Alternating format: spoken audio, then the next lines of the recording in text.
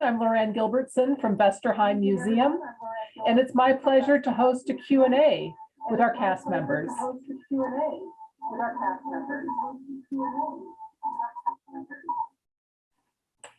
There we go, muted.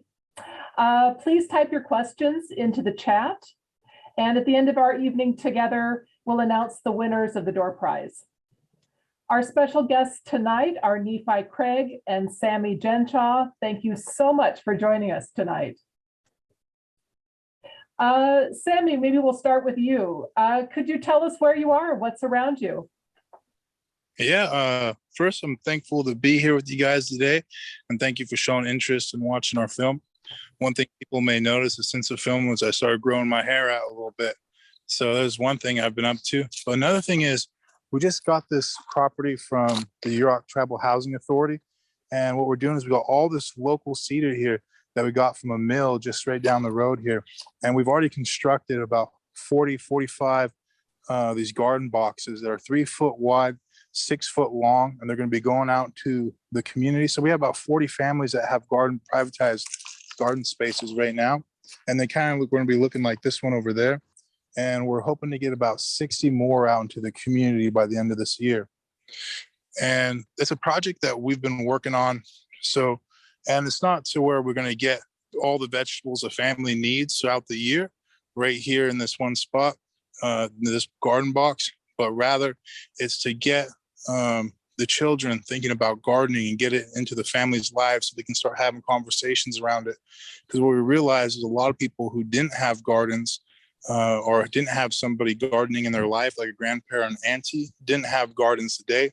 But a lot of the people who did have someone like that in their life who gardened, who they loved, and you know, shared those experiences with, it was interested in gardening. So our thought is that we want to get these gardens inside the home system so that these kids, they grow up with that example. So when they're older, they have the opportunity to make their own decisions when it comes to feeding themselves and their families.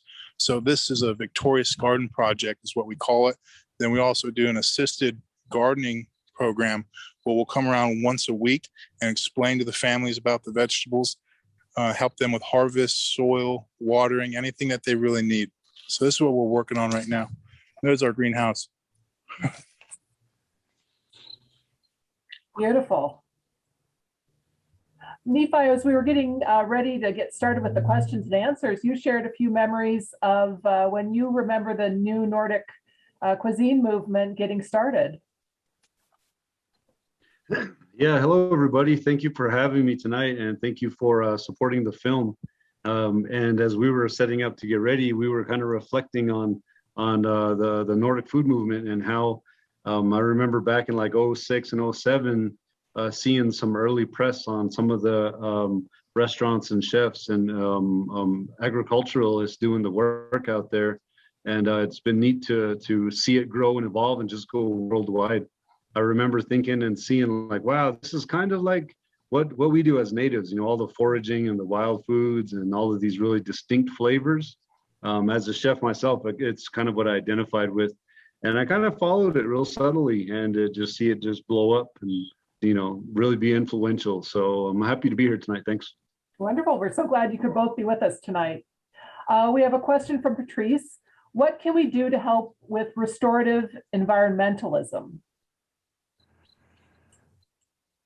And one of the two of you can jump in with that question.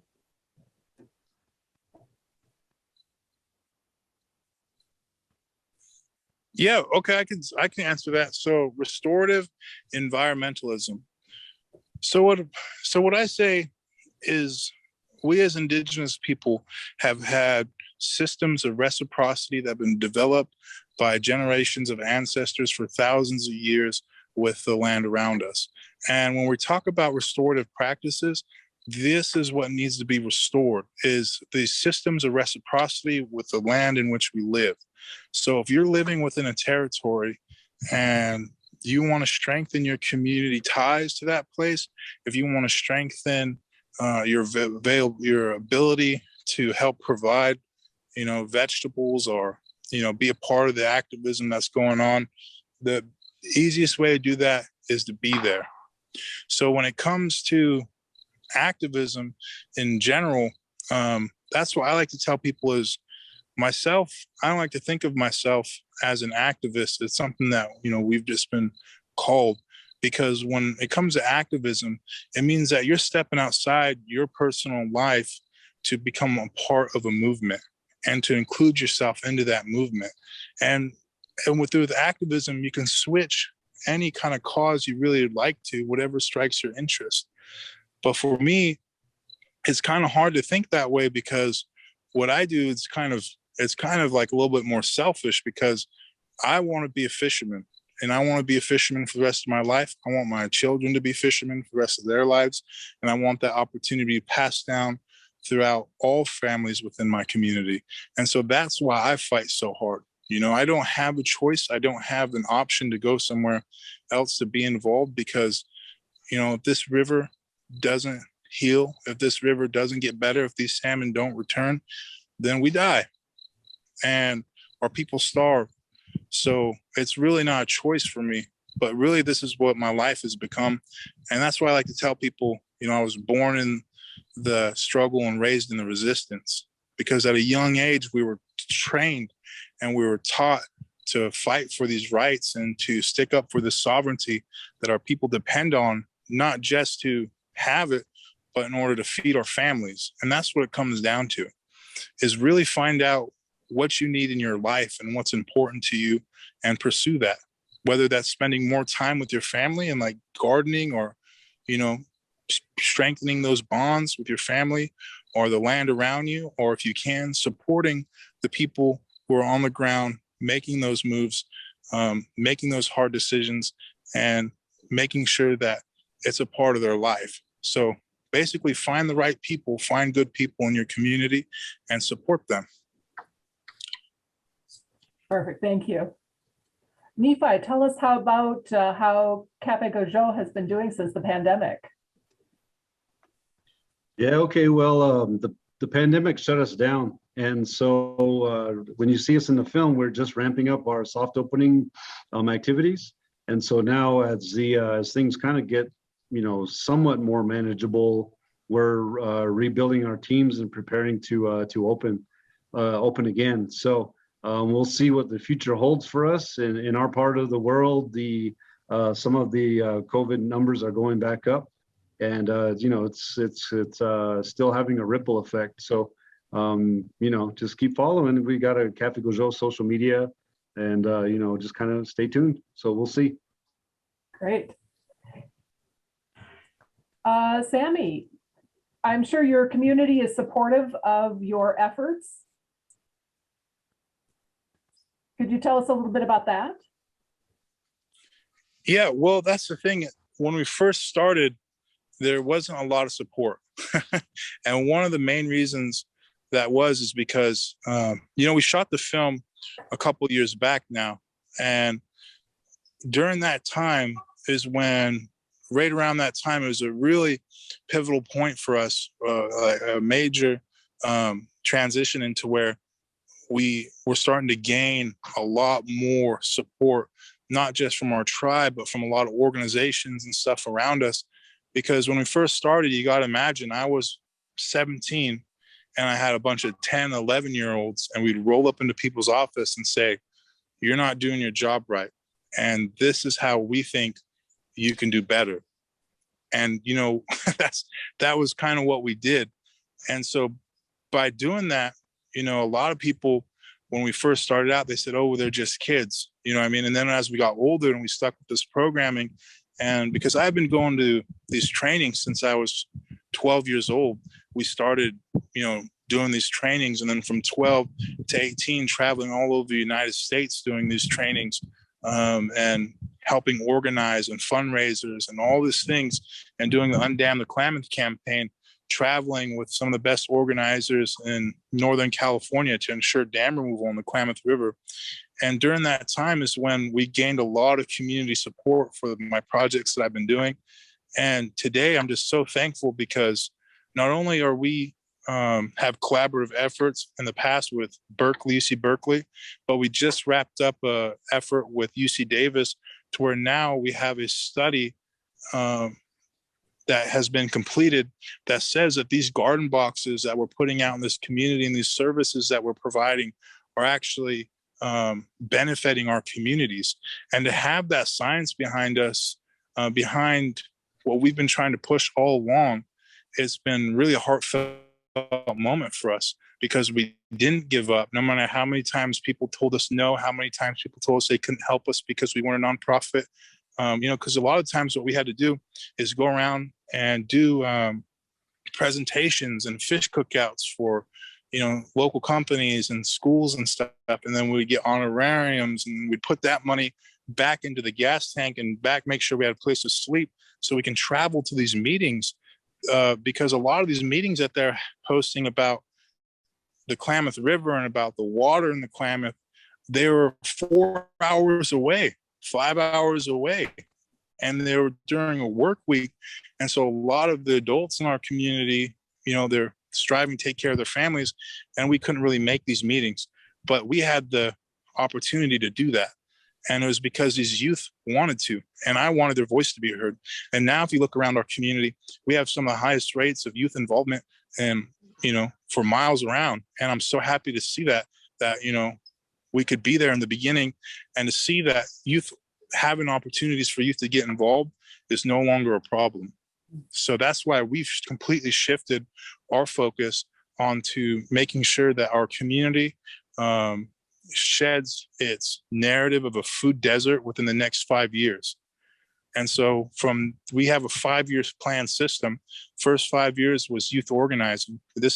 We're in year 2 of this year 5 plan to reverse the food desert narrative. And then the next 5 years after that, we're focusing on the housing issues by learning how to build tiny homes for people on mobile trailers, on old boat trailers and stuff like that we find on the reservation, and financial literacy for our youth. So it's all about not worrying about what's wrong right now, but analyzing your situation that you're in and developing that plan and sticking with it.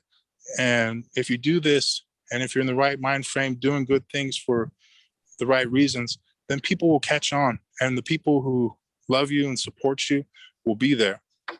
So just keep with it. Lots of good news.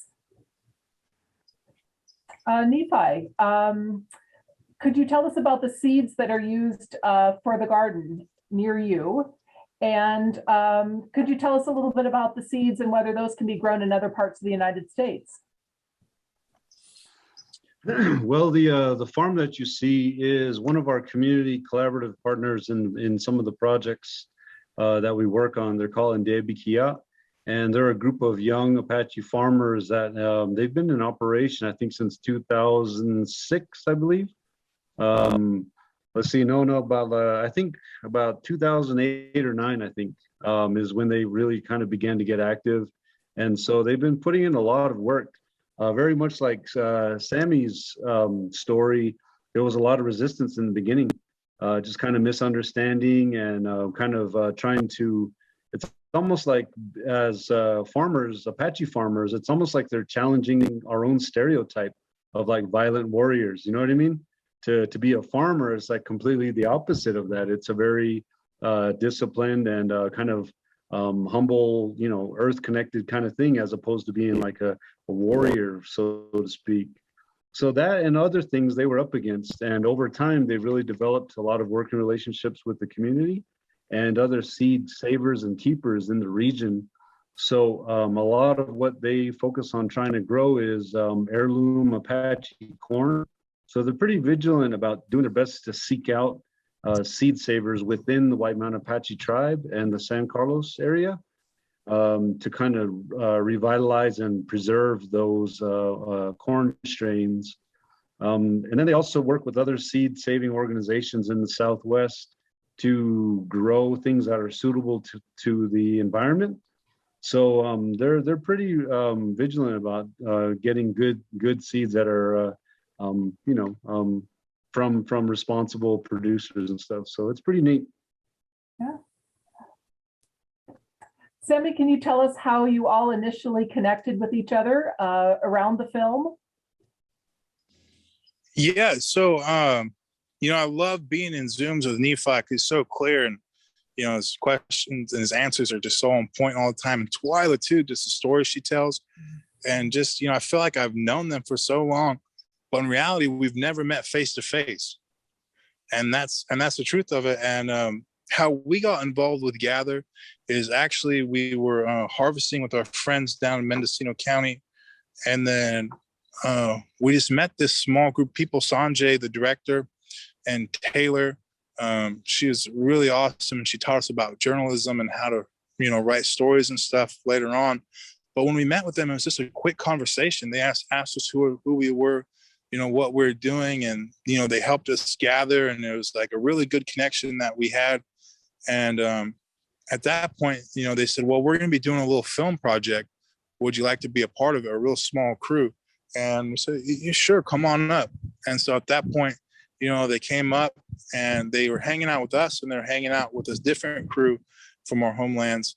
And then they gave us a call during the end of their visit, and they said that we'd like you guys to be a part of our film. And we said, sure. And it was awesome because during that time, you know, we did the film, and then they said that, you know, a part of that, they said, well, you can also apply for this grant that we have, that we're making. And so with that grant that, you know, we did, they actually gave us $30,000. And with that $30,000, we turned around.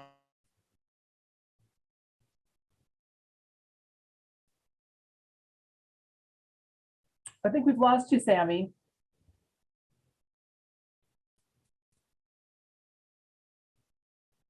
So we'll come back to you in a moment. Nephi, we have a question for you. Can you use local wild game at your restaurant? Yeah, ideally as a sovereign nation we could, but in America, the FDA is definitely the food police still all over. So they definitely put in place a lot of obstacles to indigenous nutrition and wellness. So that's one of the challenges that we have as Native communities across the United States, is developing true food sovereignty where we can use local wild game and fish and, you know, basically flora and fauna for our programming. And so that's kind of just one of the realities of our indigenous lives, whether we're in a food desert or a calorie-rich environment, is we're still up against our own psyche and also power structures like the USDA that prevent us and penalize us from using what's best suited for our own nutrition and bodies and culture. So we're definitely a group of people in our community that are working to change that at the policy level. So what the future holds, again, we'll see.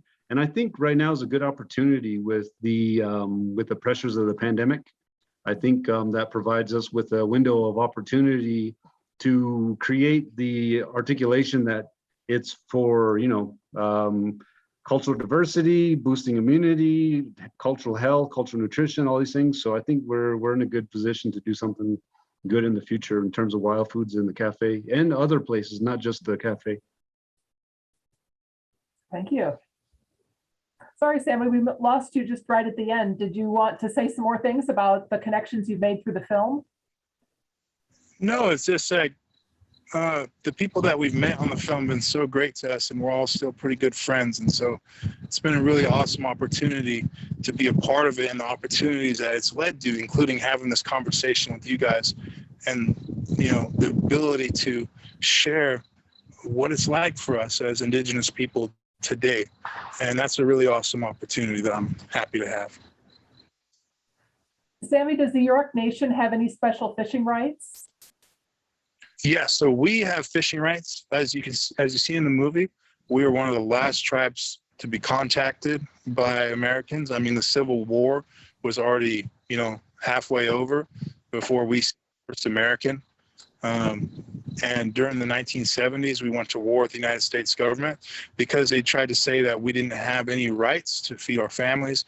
We didn't have any rights to have ceremonies, and they don't give us our rights. You know, we were born with those rights, and we let the Americans do what they need to do. And that's the kind of relationship that we, you know, made sure that they understood.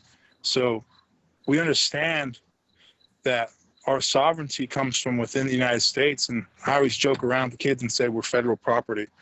But in reality, when it comes to the Yurok tribe, we have rights throughout our ancestral territory when it comes to hunting, fishing, and, you know, basically our trails and everything. And so when they tried to move us away from the river, they could never do it.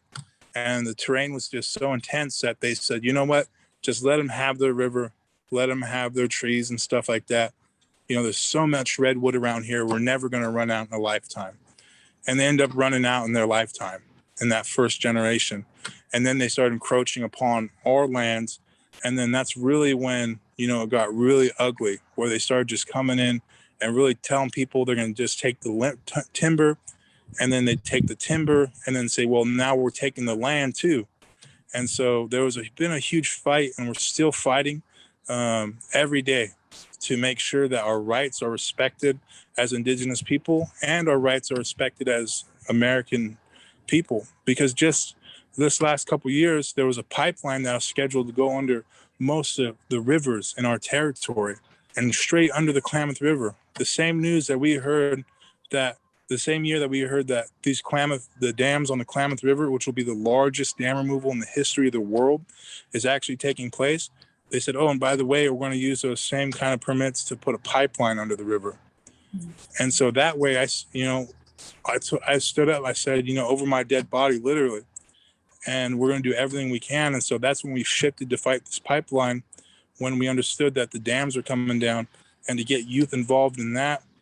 And today that pipeline has been canceled. That those oil companies have pulled their permits. They've pulled everything out of our community, and they're not coming back. And that's the power of people. That's when we combined it with these hippies from Southern Oregon. We had all the tribes on board, and we had conservative people who were getting their land taken from for public domain or so. So it was a really awesome opportunity to kind of unify all of our community members across the board and really show the power of the people. So I'm just, you know, it's opportunities like that that keep me going and keep me, you know, excited about the work that's happening. Nephi, we have a question about volunteering for local Indigenous communities if a person is not Indigenous. Would they be, are there opportunities for volunteering? I think there may be. I can only speak for myself in that regard. What I think is very important is that people build relationships and do some study into the areas that they might want to visit. I think one of the biggest principles in Native communities is respect for our people, our experience, and our landscapes. So I definitely think a majority of people will welcome volunteers and people that want to help out.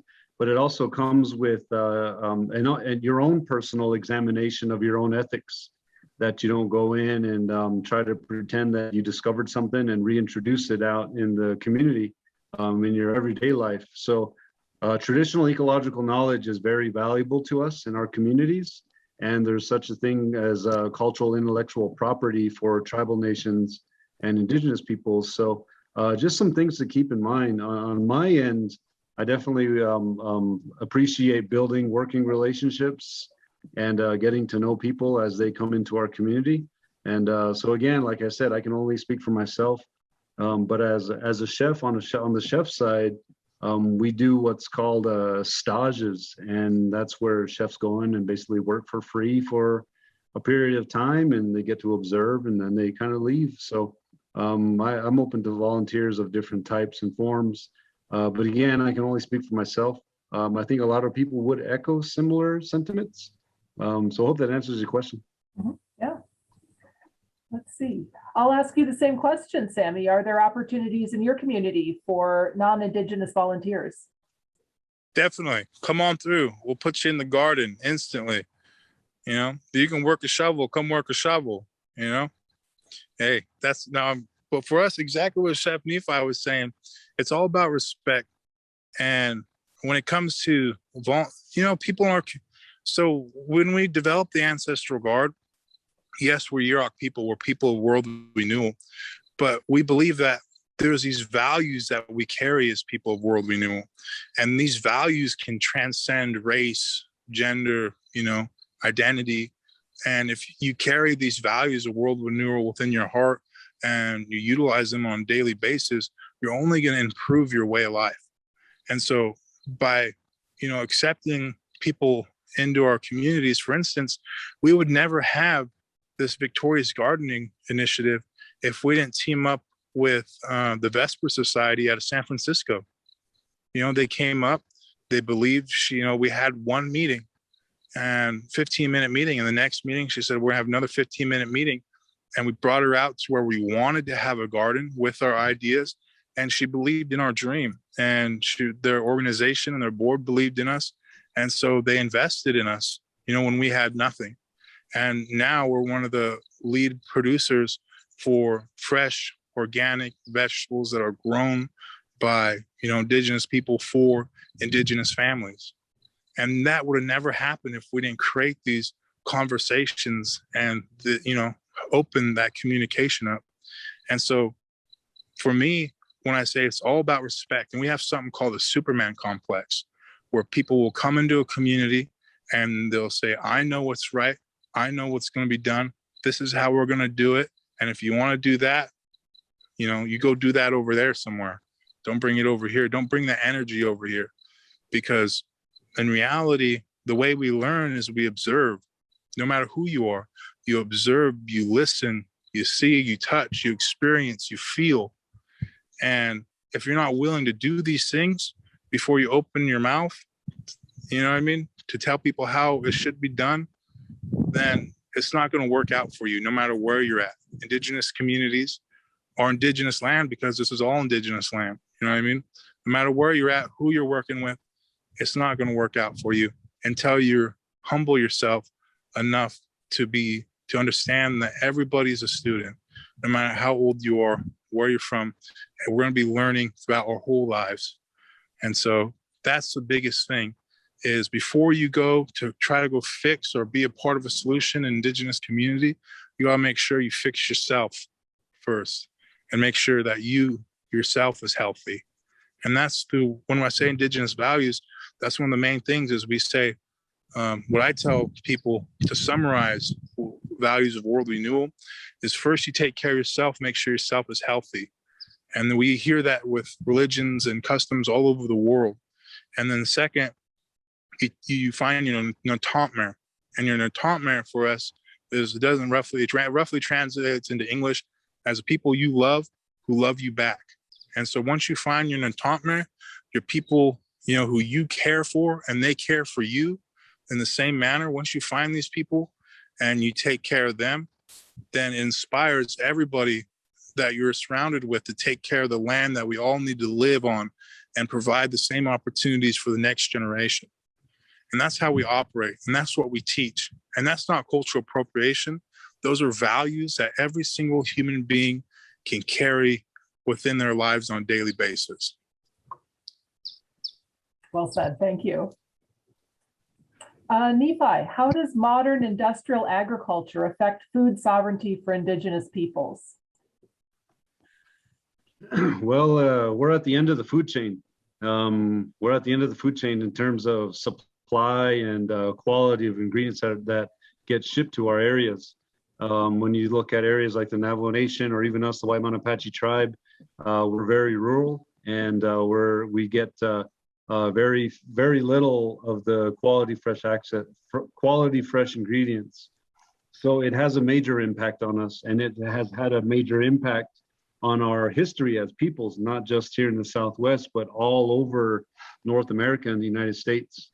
So how we can combat it and deal with that is by striving to implement and support our own food sovereignty in our regions, because so much of the industrial food complex is very much colonial violence. There is a very deep wound when it comes to theft of land and the ethnogenocide of people, lands, and waters to support that type of agriculture. So I think in microcosms and micro regions of Turtle Island and Native America, you'll see pockets of resistance with characters like myself, like Sammy, like Twyla, the others in the film. Gather, we're really a microcosm of what's happening all over the United States in different communities, in the BIPOC community and Native American communities, and I think even globally too.